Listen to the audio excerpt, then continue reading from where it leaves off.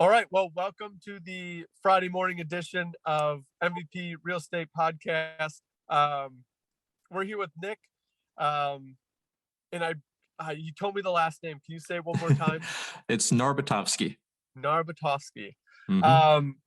He is now a father of three with a little newborn, and numerous other things that he has already told us about that I want him to share everything, share the gamut, show us how you do it. Because I think of myself as busy, but from what you just told me, it'd be hard to keep up with everything you got going on. So we're going to kind of jump into it just how we usually do. With Nick, tell us a little bit of your background of let's stay where you came from, because I feel like we're going to have a whole nother segment of like, all right, what are you doing now? So where'd you come from, Nick, to get you to where you're at? Absolutely. Well, I appreciate it. First of all, thank you guys so much for having me on and making the time. I really enjoy all of the aspects of the podcast. So, where did I come from? So I grew up in Washington State. This is not going to be a full life story or anything, but Washington State, from when I was around 6, my mom was a geophysicist. So she worked out at the Hanford nuclear site, doing groundwater monitoring and cleanup for all of the nuclear waste products that are slowly leaching into the groundwater up there. No big deal. So there's that. That was kind of my upbringing, was with just her and me. Did a lot of ski racing in high school, but I always wanted to be a pilot. So that was like, since I had gone to an air show when I was 4, I still remember the F-16s coming over, stage center, just full afterburner, because they could do that in the 80s. There weren't any rules. Right. So I went to the Air Force Academy for college, graduated in 2008, and then went to pilot training in Del Rio, Texas, which is a wonderful town if you like to fly airplanes, because there's nothing around it. So no issues with airspace. And then I went right into Special Operations Command for flying. So I've flown there my entire life. I had a short stint in New Mexico for about 4 years, also flying for them. And then Maxwell Air Force Base, Alabama, where I taught at the Squadron Officer School for a while. And now I am back in Florida. We bought a house, which was like one of the only houses available. So I am involuntarily getting to know remodeling from a very personal level. And I'm also writing a lot. So my first novel comes out in about a week and a half or so. And I've got a website going and like all kinds of other, irons in the fire for that. So, yeah. Congratulations. Man, is there anything that you have thought of in your life that's been presented to you where you're like, I don't think I can do that? Because I feel like you've hit every aspect of awesome. Well, so that's the thing, is like everything. That's the first thought, is like, I don't think I can do that.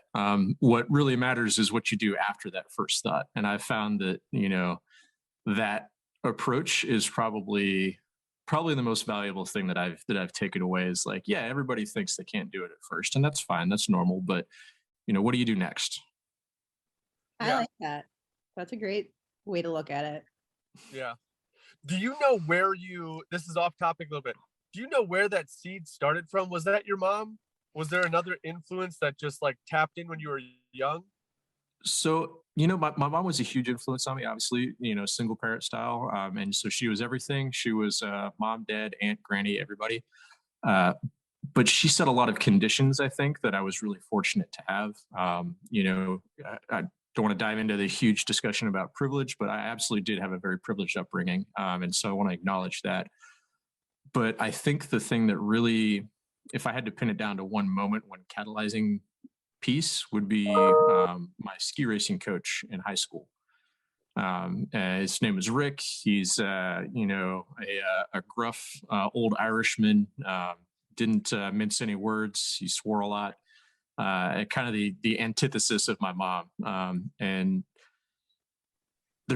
so when you're ski racing, one of the big things is you got to keep your hands up. It affects your body posture and your weight position and everything else. And it really just kind of like makes a difference between somebody who skis for fun and excitement and somebody who's, a professional ski racer. And I wouldn't do it. I couldn't do it. I thought, I can't do that. It's too hard.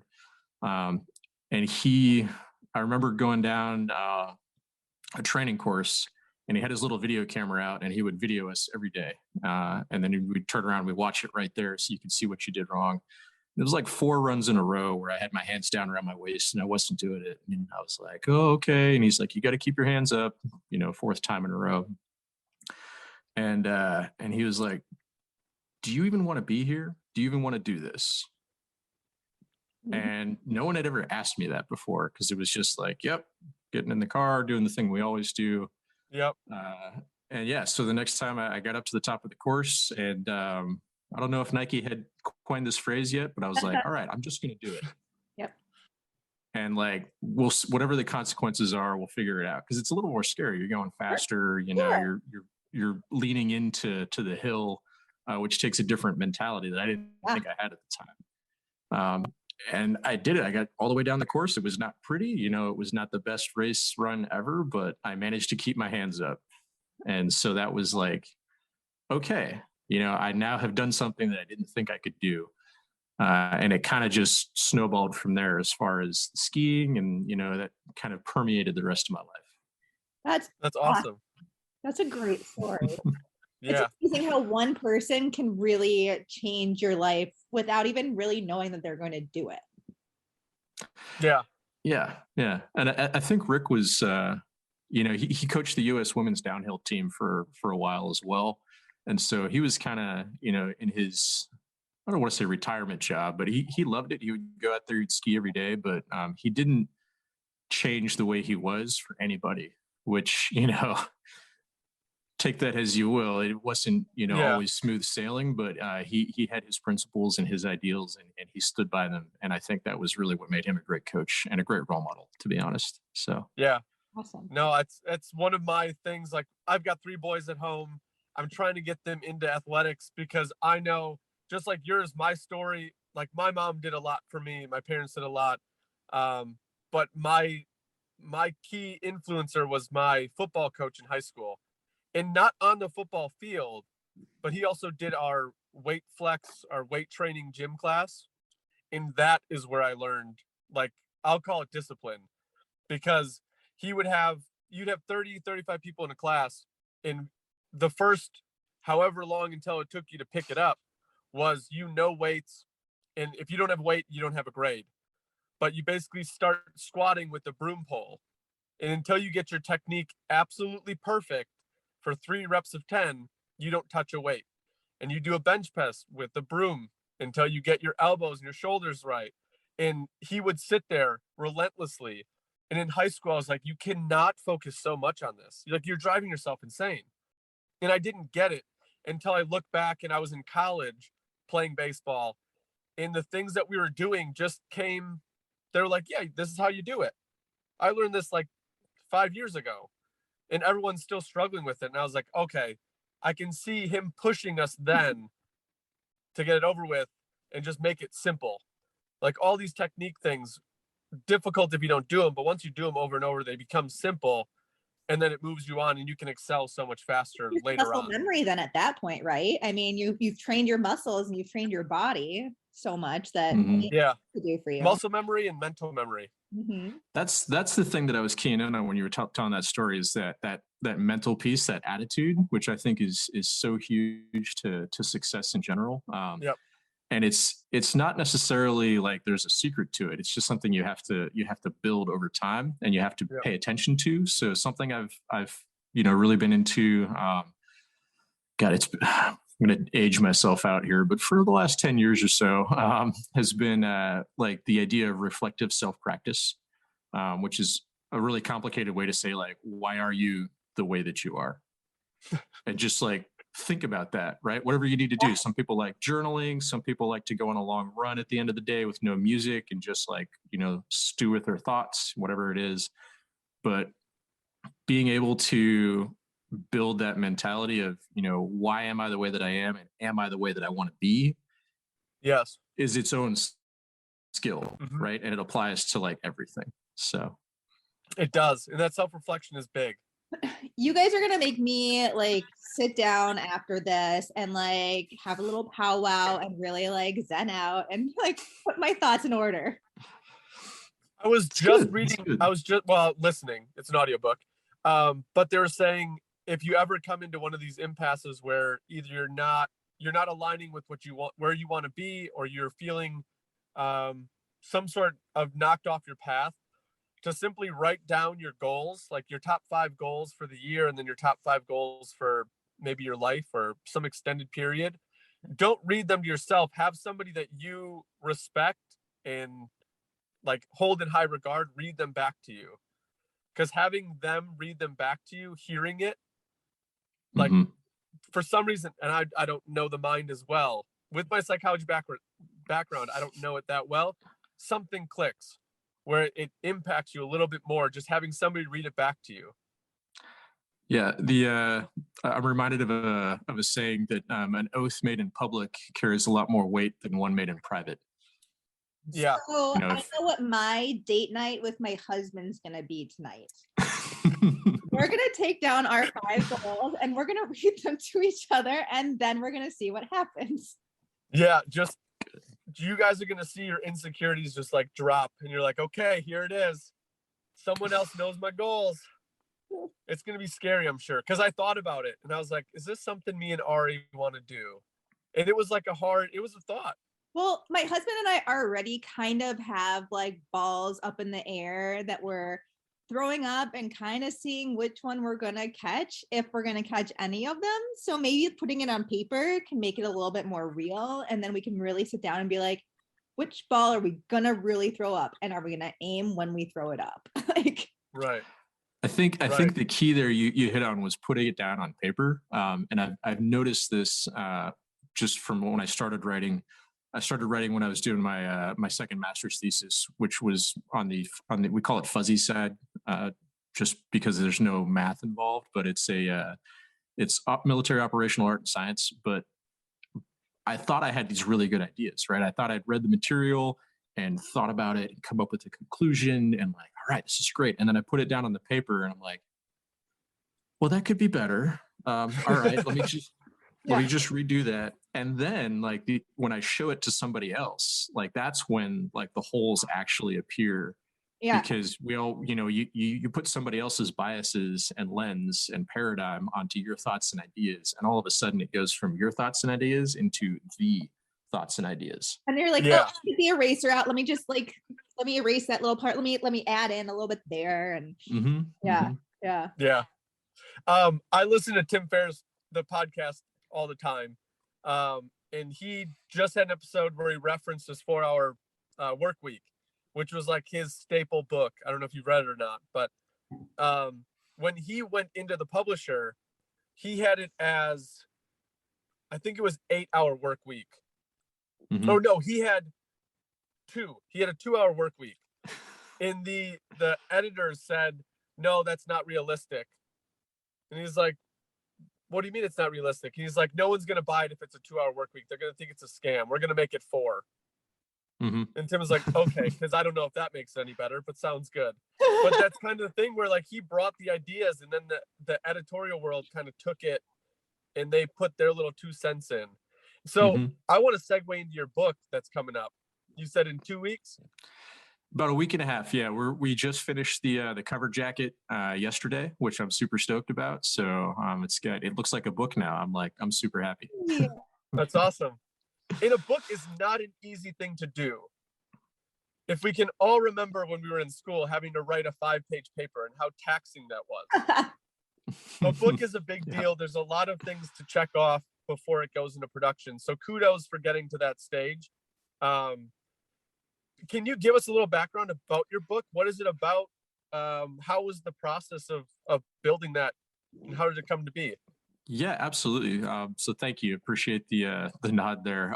This was one of those projects that sort of took on a life of its own. So I mentioned I started writing a lot when I was doing my master's there, and I ended up writing about 90 pages for the master's thesis. And I found that, I could actually write pretty quickly. I'm what they call a draft horse. So case in point, the first draft of my manuscript was 80,000 words and I wrote it in about 3 months, just like crushed through it. That's not the whole process, right? There's more to it. But when I started all right, I'm going to start writing to like end, it was pretty quick. But it all started when I started writing short stories because I love science fiction for one thing. Going back to that, growing up in Washington State, I used to take, as many science fiction like paperbacks as I could find around the house in a plastic bag down to the used bookstore because you get half price credit. And I'd just recycle that and see how long I could keep that going. And then I'd go wash some windows and get $10 more and then go back. And that was like my summer. And I always loved the way that science fiction can take a universe, a world that like has never and may never existed and still reveal truths about the world that we live in today. Yep. Whether it's personal truths, subjective truths, objective truths, if you get into the hard science fiction with the physics and everything. And like, I love that about the genre. So I started writing short stories. I got my first one published in Over the Horizon, and then it got picked up for republication in Metastellar Magazine, which is an actual like science fiction magazine. And I was like, that's neat. That's pretty cool. That's cool. So yeah, I started talking to the folks there, and they had a writers group that met every Sunday on Zoom. And then I had an idea for another short story, which was going to be, I wanted to take on some of the things that I was seeing unfold in society, which, good science fiction will do that. Social issues and progressive, what ifs, that kind of thing. But I wanted to look at it from my own area of expertise, if you will. So, I'm not a social scientist. I'm not a physicist. I'm not an astronomer, but what I can do is I can write about politics and geopolitics and maybe some military in there and kind of my own mashup. So the story is set a few thousand years in the future. The protagonist is, one of the protagonists. Turns out these things take on a life of their own. His name is Eric, and he is the executor of the gene line of Olsen. And the executors are about 100 or so different gene lines that all execute the will of the Empress, who's immortal and lasts forever. And I have a whole history backstory of how we got from like where we are right now to there, but that's quite a long discussion. You got to read the book for that one. You got to read the book, right? And the sequel, which is about half done already. So we're getting there. Dang, you're already on number 2 before 1's out. You got to keep it going. You got to. So the themes of the book are privilege and that journey of self-reflection. Geopolitically, the themes that I chose to take on are kind of classics. They're, the dichotomy between the stability of an autocratic rule versus the instability of democratic rule, freedom, right? Yeah. And how do you choose between the two, and what is the best and why? So I tried to really keep it in a gray area and let people, as they read, like wrestle with these things internally. Yeah. Because my goal with the book is not to have people talk about the book. I mean, that would be cool too, don't get me wrong, but I want people to talk because of the story. And like, that's, in my opinion, that's a good story. Yeah. So it reminds me of, I'm guessing you being sci-fi, you've read Ready Player One? Yes, I have. Okay. That has so many undertones to it. Like, I love that book. It was, to me, because I don't like technology in it, the power of technology is what I don't like. It's so powerful that I don't think we understand how powerful it is. Like what we're doing right now, we couldn't do how many years ago? 2. This is like 2 years. Well, I guess 2 years ago. But I mean, they had what was that first thing they had? AOL. I think they had some sort of digital face-to-face. Bring me back into the good old days. That's where it all. Where you had to like dial in. Yes. Like. Yeah, and the internet showed up in a disc. Right. I can still hear the tone in my head. Yes. Yeah. So like the internet's a powerful, powerful thing. And Ready Player One, I feel like exploited that. Like this is, it's not even that unfeasible. Like you find out how many people now are strictly on Facebook for 6 hours a day. And they can jump onto this like digital world at any point in the world, like any point in time, just to escape like the real reality of their world. And I don't know, that's where you go into like, you have the freedom to do it, but is it healthy for overall? So like the undertones in that book are big. And from what you're speaking on your book, it sounds like you're going to have some of those in yours, which I think will spark a conversation. Yeah, so it's I've had my beta readers and some of the folks that I sent it out to for like early comments. They mentioned it was kind of a cross between Dune and The Expanse. I don't know if you're familiar with either or both of those. Dude, I I've think heard. The Expanse is a big motion. I said motion picture. It's a series on Amazon, but it's based on a series of books by James S.A. Corey. They're a duo out of New Mexico, but it deals with a lot of the social dynamics of like nearer future of exploitation for resources and minerals versus the right to life and property and living and all that stuff, all set on this great space opera backdrop. It's highly recommended. But the thing that I'm kind of keying in on here is the external narrative arc as well as the internal. So I originally wrote this first book in first person, which turns out it's really hard to do that well, especially for your first novel. So I was like, we're just it's fine. Which I'm glad I did, because now I get to explore a couple of different perspectives and story arcs, and this is feeling much more like a Game of Thrones thing that's like popping out and all kinds of different characters. But yeah, do you find? And I apologize for interrupting. No, that first person aspect did you find it hard to kind of like create the characters outside of that one person because you were so focused?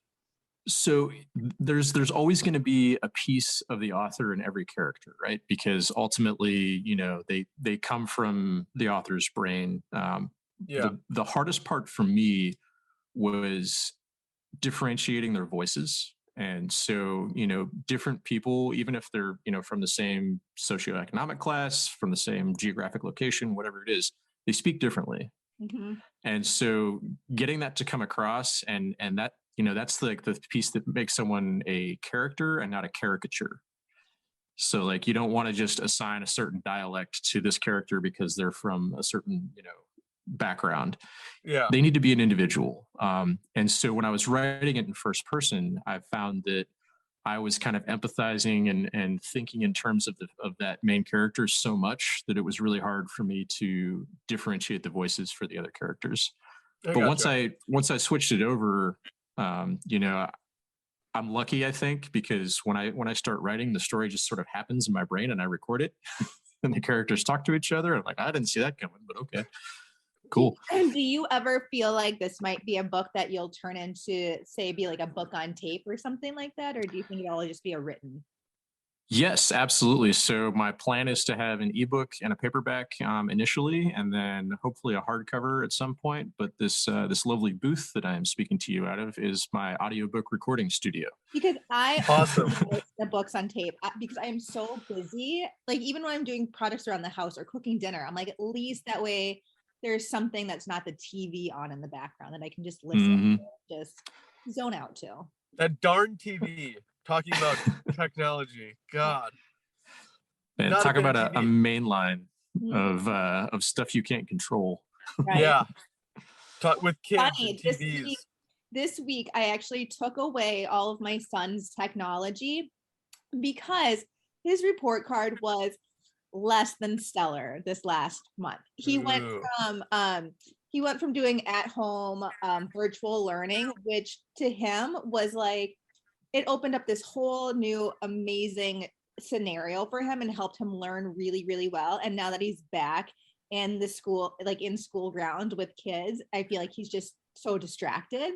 So he took away all the technology, and he just the helpfulness that comes out of him when everything is taken away has been awesome. But yes, technology it's a whole animal all in and of itself. Yeah. Mm-hmm. I'm starting to explain that to my 7-year-old, which is very, very difficult, about how like we're not watching TV an hour before bed because it messes with your sleep cycle. You're just not going to sleep as well, and then you're going to be cranky the next day. It's hard to explain to a 7-year-old because they don't really get that, but I try. When I was letting, so my oldest, we let her do some online games that came from school that are like kind of learning based stuff, and then Codable, which is a kind of a cool kids coding type game. Definitely recommend that. But was that on Shark Tank? I don't know. Maybe I don't watch TV. Oh, there was a game like that. My It son was super cool. is coding too. And I asked him the other day if he wanted to get more stuff for coding. He's like, yeah, it's so easy, Mom. I'm like, good. Keep having it be easy. That's Yeah. I ran into a free course on coding from I think it was from Harvard, but they did like basically like block coding language. Yes. And my wife ran through it, and she like coded a little game in like a couple weeks, and I was like, that's really cool. Yeah. So but yeah, oh, the what I mentioned to my oldest is like, when you're on the internet, just remember that's like being outside in public. Yeah. There's no difference. So like you might find strangers, you might not, like all of this stuff goes on. And she goes, oh, okay. I don't know if it like fully, integrated into her psyche, but at least we're having the conversation. So and I think that's the most important thing, is just having the open line of communication and having those open conversations too. Yeah. Yeah, definitely. And I think there's a trust factor. Like, as much as we want to be parents that are like on top of things and no harm will ever happen, like we have to be realizing that they are in public, bad things could happen, but you got to like get either your son or daughter aware of those, and then kind of teach them to self-monitor a little bit, because that's kind of where it builds up. And then if they can self-monitor at 7 or 8, hopefully the self-monitoring at like 21, 22, right. a little bit better. Or even 17, for God's sake. They're still underage then. I want to skip those steps, because that's going to be problems that are like, those are going to be hard. Those are the hard parent questions. So going back to your book, the one thing that you had said, the character kind of comes from the author's brain. And the cool thing about you is, like, from what you've told us, you've got pilot, you've got military, you've got environmental from your mom's background. You're a father. You do have another career going as well outside of that. You run marathons. Like, you hit so many different facets that you can pull into these people in the writing world. Because I'm not a writer, I am awful. That's why I'm Natasha. I send her chicken scratch and she puts it all together. Do you find that a lot of the authors do have that background, or are some kind of niched? Like, what do you see from that world? Yeah, that's a great question. And I really think that it comes down to the kind of the subgenre, if you will. Like if you look at hard science fiction, for example, you'll find that like there's a lot of really well-known authors that are really good that are also like astrophysicists, and they can eloquently and beautifully describe the birth process of a star like off the cuff because they just happen to know it. Whereas I'm spending 2 hours on Wikipedia and like trying to like, okay, right, main series G type, red dwarf, more common, got it. Here we go. Right. So like that was over my head at this point. I either got to call. I think what you find the most in authors is the ability and willingness to go learn something just for the sake of knowing it. And whether you want to put an autodidact label on that or whatever, but being able to learn quickly, I think, is probably the thing that has served me the most. And I learned that honestly in the military and pilot training, when they were like, okay, here's your stack of pubs. And at the time, everything was printed out and it was about as tall as I was.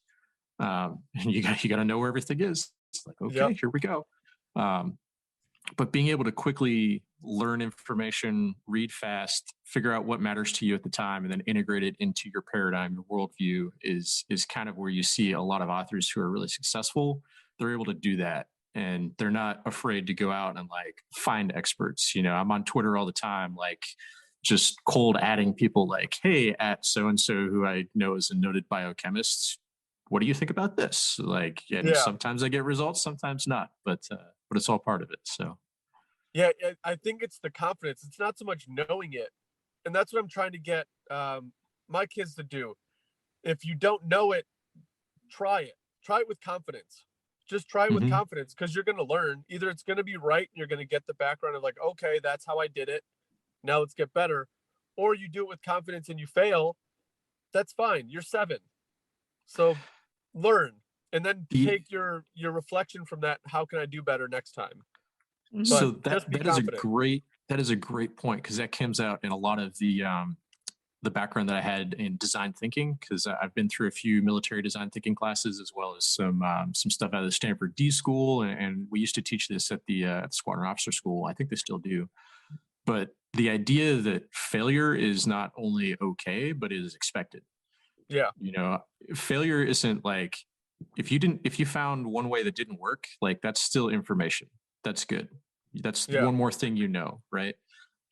So being comfortable with failure and knowing like how to do that risk reward balance of like, okay, let's go and do this thing, and if we fail, what happens? Oh, well, then you try again. Okay, but if the risk reward is like, if you fail at this, like somebody gets injured or like somebody dies, now you're like, okay, now I know where to like kind of pull back on my risk taking, right? So but not being afraid to analyze the situation, and if you have that leeway to fail without consequence, or without like catastrophic consequence, do it.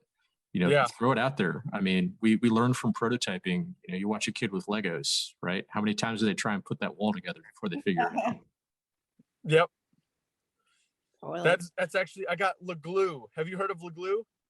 I have not. There's a little plug here. Lego Christmas present for the boys. It's like Lego. It's glue for Legos. Mhm. So as you're building, you put a little dab on, it'll lock it, and then you throw it in water, and it'll all dissolve, so you can get the pieces back.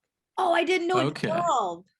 That's cool. I was about to say, wasn't this in the Lego movie about like the bringing out the Craggle and how evil the glue is? Because it like. Oh, I don't know. No, I found it on Shark Tank. Some seven, was he 9 or 7-year-old invented Le Glue. Nice. That's solid. Like, kudos to you. And I instantly put in my Amazon shopping cart. But like it is those little, like, it's the tolerance level for failure, I guess. This morning, the 4-year-old wanted orange juice. And I was like, all right, go get orange juice. And he got it, and he brought it to me with his cup. And I was like, pour it. And he was like, me? And I was like, yeah. And then I had to get up because I was in the splash zone. So if he does pour it, it's on me. So I got up and went behind him. And I was like, yeah, you're going to get it. It's fine. You just got to pour it and then put the cap on and put it back in the fridge. And I walked behind him, and I was just like, is it going to spill? How big is this mess? And I went and got a towel just in case. Like, I was ready. He did fine. But it's those situations where I'm like, I think he can do it. And if he spills, like, he's going to spill. The dogs are going to get some orange juice. We'll clean it up. We'll be fine. That's honestly... It's hard for the micromanaging mama over here to be like, it's okay. Hands up. Not going to touch him. That's the hardest thing for me, I think, is so I cook a lot. I'm the chef of the family, but I do a lot of baking. And baking is fine. It's fun. But like, that's hard. There's some precision that has to go into measurements and things, right? And so like baking with the girls is like, I have to really just work on my Zen muscle to just like, yes, that's fine. More flour. Okay. Yeah. My son, he loves to make scrambled eggs. And that was like the first thing I ever taught him to make. I taught him to make scrambled eggs when he was 4 years old, knowing good and well that there was going to be scrambled eggs all up and down the sides of the pan, all like in the burners, everywhere. To this day, he's 9 now. He still will ask me, hey, Mom, can I just go make some scrambled eggs? And every time I like say a little prayer, like, it's going to be fine. I'm going to clean up when he's done. It makes him feel like he can provide for himself, and it makes him feel capable. Yeah. Yep. Go ahead. Except if there's those nights that I'm just like, nope, I can't clean up tonight. And then like, that's when I draw the line. I'm like, let's just throw a pizza in. He's like, okay, great. Everybody Miles has learned to use the pizzazz. Like, he'll put the whatever we're having, fries or nuggets or pizza, on the pizzazz. I don't know if you know, it's just like a plug-in. You got to turn a little dial to turn it on. Never heard of that. Oh, it's great. You'll never burn a pizza. I got it in college because I couldn't have anything heated in my dorm room, but it was small enough when I'm not using it to tuck it under my bed so that the RA didn't find it. All right, well, here, listeners, here, weekly listeners, we will put the link in our show notes for the pizzazz. Gift idea. There you go. Very nice. But we're also we're also going to put your book in. You said you have a website and all that, correct? I do. Yeah, absolutely. Mm-hmm. Is that like an informational? Is that where you buy it? So that's my author website. So you can read all of the stuff. Like there's two, I believe, short stories that I've self-published there, and then those have also been picked up at other places, Bestseller mostly. But it's got the book trailer. It's like a movie trailer. They do that nowadays, apparently. So it's got that there. It's got a little bit of background. And then once the Amazon everything goes live, there'll be a link to go check it out on Amazon. It'll be distributed through Ingram Spark as well. So hopefully anywhere that books are sold, you should be able to get it. They may have to order it for you, which, please feel free to order it. It'd be great. Yeah, no, absolutely. And also, I forgot to mention this before. Kudos for you doing your own audio when this does go to audiobook. I personally don't like listening to books if the author's not reading it, because I feel like you're more in touch with where you need to emphasize or put influx in just like a simple word to make it hit a little bit more. So I do like that. Well, I appreciate it. We'll see how my voice acting skills get. It's the classic like DIY mentality where you do it wrong 15 times to do it right once. You're like, all right, cool. Exactly. But I did it right once. I still record videos to make, like, to give to clients or whatever. I'm recording 85 takes to like compile them all together to make one. So it's like what you used to do with film when you had a camera. You take 85 pictures to get one or two good ones. So just do the thing. Yeah, perfect. The other, sorry, phone cut out there. The other thing I wanted to touch on, because obviously what you're building and the success you've had so far in your life, I mean, that's something to look up to. It's super awesome to see that even with the family life you have, to have the thriving careers. Do you, in your day-to-day, do you do anything to either, like you said, flex your Zen muscles or set yourself up for success? Or do you schedule? Like, how do you break out your day knowing, all right, I'm running a marathon today, then I have to fly somebody across the country and write my book while cook and bake with my daughters and get home all in a day? How do you schedule that out?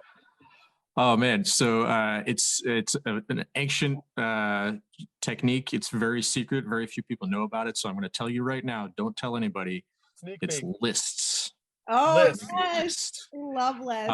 And don't get me wrong. Like I was like the equivalent of Cartman when he turns into a nice person. When I started doing lists, where like my soul tried to leave my body for a moment, because I hated lists, because it was like, this is restrictive, and like now I have to do what's on the list and blah blah blah. And if you have that mentality towards list making, that's how it's going to be. Whatever you think, you're right. So being able to look at a list as a tool to get you where you want to be. Step one is knowing where you want to go. Probably a whole podcast on that later on. But but once you know where you want to go, using that list as a tool to structure your time and energy. Honestly, nowadays, I will schedule down to the hour if I know I have a busy week coming up, but I take the time to do that on the weekend. So I have the whole week listed out. Yes. Of like what I'm going to do, when I'm going to do it. And then I also have a bucket of like anytime tasks, where things that don't require a lot of prep to start or like closure, to finish off, where if I find my schedule has shifted and I have a free minute here or there, 15, 20 minutes, take the kids to karate. What are you doing while the kids are doing karate? Oh, well, I guess I could, write a chapter in my book, bring the laptop. And so just having those tasks to kind of like pull off the top. That being said, if the things that you're doing aren't things that you enjoy, then, it's going to be difficult. So the answer isn't only do things you enjoy. That's called hedonism. Different topic. Yeah. The answer is figure out how to enjoy the things that you need to do. Yeah. And hopefully some people get to that threshold, because I feel like a lot of people can do something for a job. I'm just framing it in the reference of a job. You can go to a job, you can get your paycheck, you can go through the motions, but it doesn't really fulfill you. So now when your manager says like, hey, you got to step up and do a little bit more, or you got to show us a little bit more, and you're already not there mentally, that's when I feel like that list comes in where you're like, I don't even want to follow the list. But Mhm. the list I have for myself, like I need them because like there's no way I can go through my day without writing stuff down. Otherwise, it's so clogged in my head and I'm even more scatterbrained than I already am. So if I know, don't laugh, Natasha. If I know I have to go to Menards, I can't remember the 20 items I need to buy. So I write them on my list. So all I remember is I have to go to Menards today. When I Yeah. walk in Menards, I pull up my list and I'm like, okay, these are the things I need.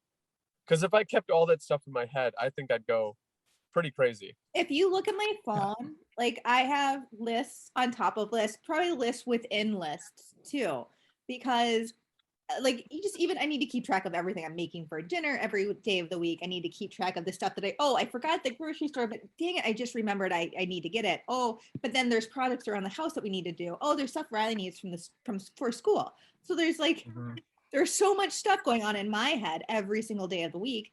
I don't know how I would be able to do it if I didn't utilize lists. Honestly, the thing that helped me the most to transition from like using the list effectively was to make the list on my Google Calendar. Mm-hmm. And that way, like there's a time slot that is like associated with everything. So you have to think about when you're going to do it, not just what you have to do. Mm-hmm. Yeah. Absolutely. Yeah, absolutely. And there's a phenomenon that came up that basically says in a nutshell, what you need to get done is going to get done in the time that you allot it to get done in. So if you give yourself an hour to do it, you're going to get it done in an hour if you're hard on those times. Mm-hmm. That's a struggle for me because I'm like, I'm going to do it for an hour, but then I'm like somewhat close. I'm like, well, then I'm already set up. I'll just do this for another half hour, but now I'm off schedule. Are you hard on your times? Can you shift around? Do you leave some flex where I didn't get to it, but I'm gonna move to my afternoon or to tomorrow? So honestly, it's task triage at that point. You know, if I go over, what am I not doing today? Because what I'm not going to do, and I got into a bad spiral in this for a while, where I would just like add more things on to the end of the day, to the point where I was like working right up to the last possible second that I could leave work to go and pick up my kids just before daycare closed to get home with just enough time to make dinner. And then they could get into the bed. And then like we have 5 minutes to read a book and then it's lights out. And then I have to go back to doing the things that I didn't get done during the day. And it was not good. So giving yourself the opportunity to not do stuff and knowing what is okay to not do is critical. I've heard the metaphor of a rubber ball versus a glass ball. If you're juggling, you know, don't drop the glass ball, but you can drop the rubber one. So that helps people sometimes. But just knowing what's okay to be like, I'm just not going to get to this, and that's fine. I will fold the laundry tomorrow. I think that's your third book topic because I think a lot of people struggle, including myself, I'll admit it, kind of struggle with that idea. Like they don't want to drop any ball. So they just like keep working until it gets done. Yep. And then you're working 100 hours a week and you have gray hair when you're 25 and it just doesn't go well. At least mine didn't come until I was 30. So it's distinguished. Good. It's distinguished. Right. I still don't have any yet. Beat ya. Yeah. It's the one thing I can win on. The no gray hair. Yeah. Yeah. Well, we had so much fun talking with you today. I was wondering if you'd be willing to come back on and really kind of talk about your renovation or your home renovation projects with us. Yeah, no, absolutely. Everything from drywall to paint, interior and exterior. I didn't do the roof, but I went through a roofing situation. So there's that. What else? I've got siding to do, electrical. Really get into the drywall stuff because right now I am skim coating all the walls in my house, and I'm so sorry. Yeah, thank you. I appreciate it. I really, really do. But it's okay because how it looked from the textured walls before, I think you can still see this one in the background, to the smoothness of the thin coat of the skim coated walls now. Oh my God. It's like angels have opened the heavens. They're shining on me. The angels are singing. So it's fine. Yep, I had the '80s popcorn ceiling in the whole house here, and the secret to getting popcorn ceiling off without too much effort is to pay somebody else to do it. Oh, we put That's the ticket. shiplap. We put shiplap up on our ceilings because our ceilings were so bad. So there's that. Yeah. That's another. That popcorn stuff. I don't know in your location, but around here we'll have like asbestos in it. Ooh. Depends on the age. Yeah, absolutely. Yeah. You gotta watch out for that. And if it's been painted, if some, DIYer has been like, oh, we'll just paint over it, we'll be fine. Like that's not a good plan. It does not come off very well. Yeah. So and that's luckily we were, it was just vanilla, no asbestos, and no paint. So that's good. sprayed some water on it, scrape it off, and then I just ended up doing all the mudding and sanding. Okay. Ceiling, yes. is great. So you feel my pain. Okay, got it. Yeah, I mean, it would be great to have you back on. One, to talk about your DIY stuff and what you learned through that process, because that just adds another, I don't know, like ring to your, or medal to your trophy case, I guess, of things you've gone to. But also, like, I feel you might have been holding some excitement back from the book because it's not released yet. So after that release date, I think it'd be cool to have you back on. I'm obviously gonna buy your book. I'm gonna read it so we can actually go in and talk more about that. Awesome. Yeah, it's called Steel in the Blood. I'm super excited to have it out. And I am planning on doing a virtual launch party. So we'll do that Facebook Live event. I have a Facebook page as well. It's just my name, so very easy to find. I'm the only NT Narbutovskih on there. And as a side note, I have an investment property in the city in Oregon that has a UFO festival in it every year. So there's solid. That's good. How contributing to your the sci-fi theme. Yeah, to your sci-fi theme. Perfect. I'll send you some flyers. It'll be great. Love it. Well, that's cool. What is obviously your Facebook page where they're going to do a live launch? Is there a best way to contact you? Because we're just going to put all the information in the show notes. Your website, your Facebook page, any contact information. Yeah, absolutely. So my website has links to all my social media handles on there. So I took a brief dip of my toes into the TikTok waters and then promptly lost my account information. So I'm still working on recovering that. Oh, no. But I'm on Facebook. I'm on Twitter. I have Instagram. If you're looking for awesome book content on Instagram, it's mostly pictures of food. So enjoy that. Hey. But right. A foodie. But yeah, definitely the website is the best way to get a hold of me. And there's a contact me page on there. And you can always email me at nick@narbutov.com. Awesome.